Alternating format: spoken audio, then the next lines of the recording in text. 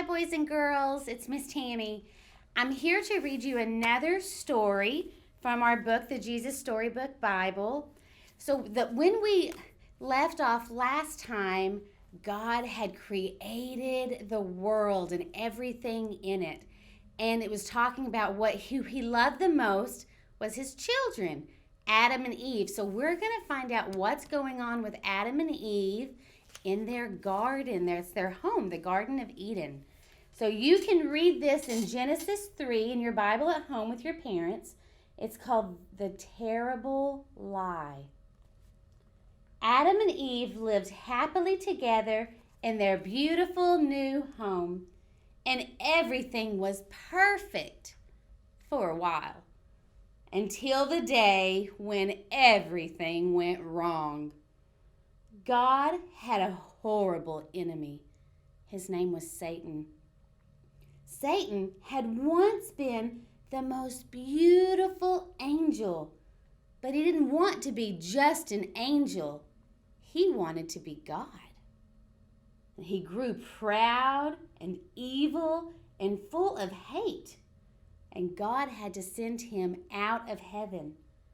Satan was seething with anger, He was so mad and looking for a way to hurt God. He wanted to stop God's plan, to stop this love story right there. So he disguised himself as a snake, and he waited in the garden. Now, God had given Adam and Eve only one rule. Don't eat the fruit on that tree.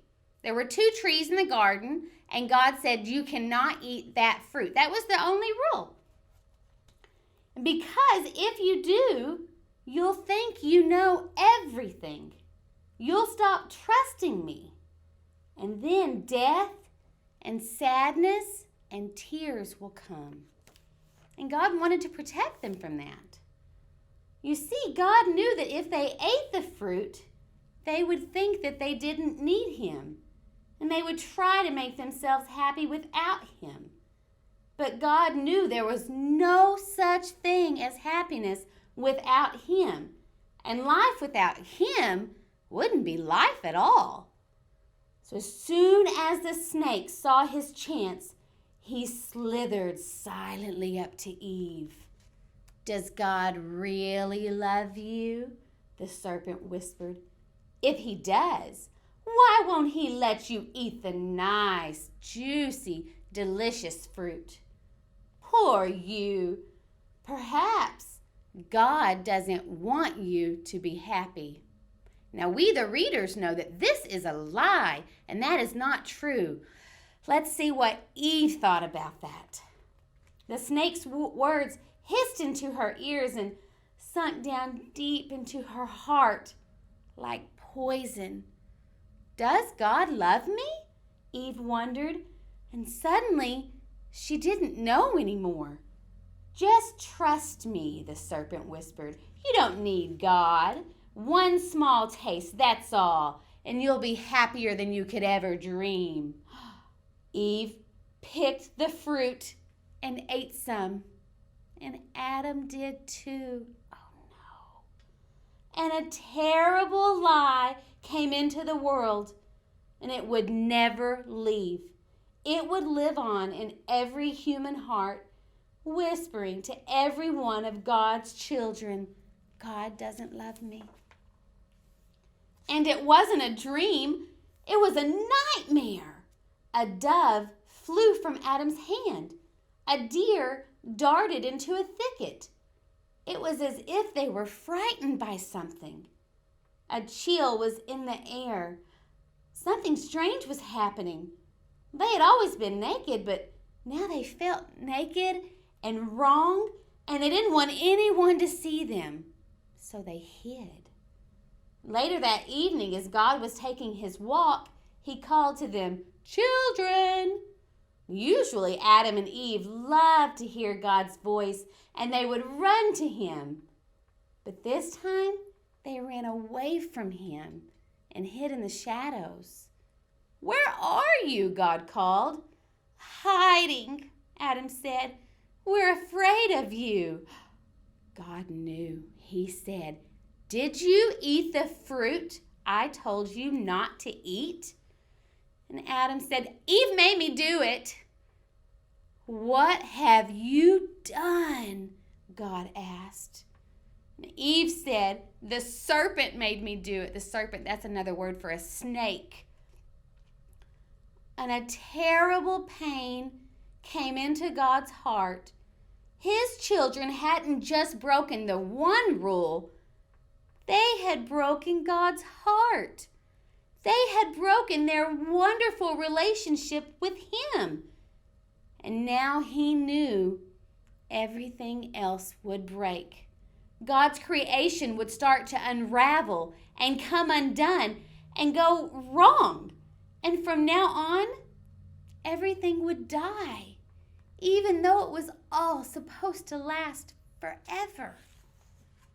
You see, sin had come into God's perfect world, and it would never leave.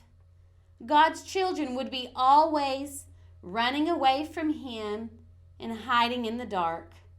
Their hearts would break now and never work properly again. God couldn't let His children live forever, not in such pain and not without Him. There was only one way to protect them. "You will have to leave the garden now," God told His children, His eyes filling with tears. "This is no longer your true home. It's not the place for you anymore." But before they left the garden, God made clothes for His children to cover them. He gently clothed them and He sent them away on a long, long journey out of the garden and out of their home. Well, in another story, it would be all over, and that would have been the end. But not with God. God loved His children too much to let the story end there. And even though He knew He would suffer, God had a plan, a magnificent dream. One day He would get His children back. One day He would make the world their perfect home again. And one day He would wipe away every tear from their eyes. You see, no matter what, in spite of everything, God would love His children with a never stopping, never giving up, unbreaking, always and forever love. And though they would forget Him and run from Him, deep in their hearts, God's children would miss Him always and long for Him. Lost children yearning for their home. Before they left the garden, God whispered a promise to Adam and Eve. "It will not always be so. I will come to rescue you. And when I do, I'm going to do battle against the snake. I'll get rid of the sin and the dark and the sadness you let in here. I'm coming back for you." And He would. One day, God Himself would come. And we'll learn about that the next time. Boys and girls, I'm so grateful, so thankful for God's love that no matter what I do and no matter what you do, He still loves us. And He's always waiting just to hear us to talk to Him and to pray to Him, and He'll forgive us if we ask Him to. So just remember to continue praying to God and talking to Him about how you feel. And He loves you so much. I'll see you soon.